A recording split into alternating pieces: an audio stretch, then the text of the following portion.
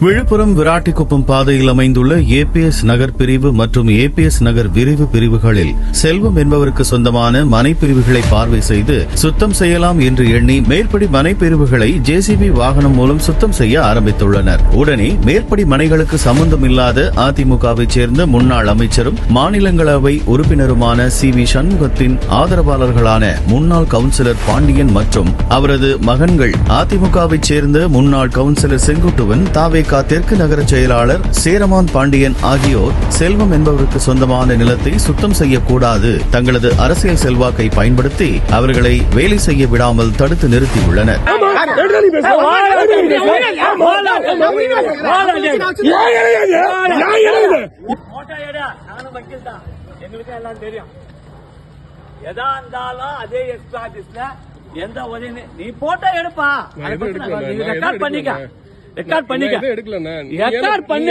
மேற்படி நபர்கள் தங்களது அரசியல் செல்வாக்கை பயன்படுத்தி மேற்படி மனைப்பிரிவுகளில் எந்த நபர் வீடு கட்டினாலும் வேறு நபர்களுக்கு கிரயம் செய்தாலும் ஒரு சதுர அடிக்கு 200 ரூபாய் கேட்டு தொடர்ச்சியாக அவர்களை மிரட்டி வருகின்றார்கள். அவ்வாறு தொகை கொடுக்காத நபர்களை தனது ஆள் பலத்தாலும் தங்களது அரசியல் செல்வாக்காலும் அங்கு வசிக்கும் அனைவரையும் மிரட்டி வருகின்றனர். மேற்படி செல்வமும் அவருடன் இருந்த நபர்களும் தங்களுக்கு சொந்தமான நிலத்தை தான் நாங்கள் சுத்தம் செய்கிறோம், நாங்கள் ஏன் உங்களுக்கு ரூபாய் கொடுக்க வேண்டும் என்று கேட்டதற்கு, யார் என்ன செய்தாலும் எங்களுக்கு கட்டாயம் சதுரடிக்கு 200 ரூபாய் கொடுக்க வேண்டும், எங்களை மீறி இந்த ஏரியாவில் உன்னால் எதுவும் செய்ய முடியாது, அதையும் மீறி இந்த மனைப்பிரிவில் யாரேனும் கால் வைத்தால் அனைவரையும் அடித்து அனுப்பிவிடுவோம் என்று மிரட்டியுள்ளனர். நீங்கள் யாரை அழைத்து வந்தாலும் சரி, உன்னால் இங்கு எதுவும் செய்ய இயலாது, தொடர்ச்சியாக நான் சொல்வதையோ அல்லது எனது மகன் சொல்வதையோ கேட்டு சதுரடிக்கு ரூபாய் 200 கொடுத்தால் மட்டுமே உன் வேலையை நீ பார்க்க முடியும் என்று பாண்டியனும் அவரது மகன் செங்குட்டுவனும் அவர்களுக்கு கொலை மிரட்டல் விடுத்துள்ளனர்.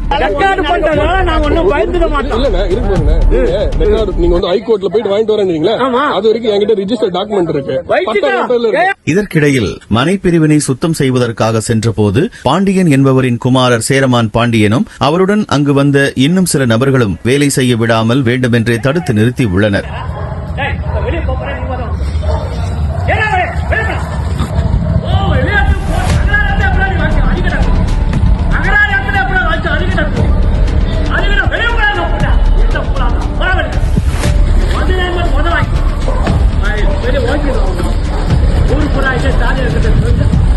மேற்படி மனைப்பிரிவுகளில் அவர்களுக்கு எந்தவிதமான உரிமையும் பாத்தியமும் இல்லாமல் எந்தவிதமான பதிவு ஆவணங்களும் இல்லாமல் மேற்படி பாண்டியனும் அவரது மகன்களும் தங்களது அதிகார பலத்தினை கொண்டு அங்கு வசிக்கும் நபர்களுக்கு தொந்தரவு கொடுத்து வருகிறார்கள்.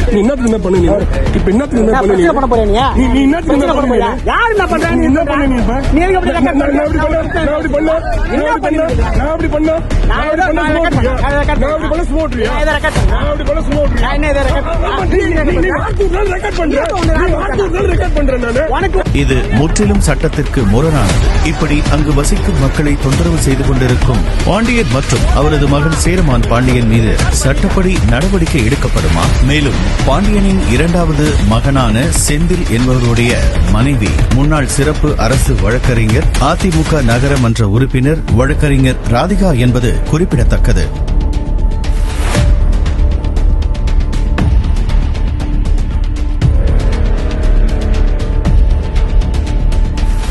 கூப்பிட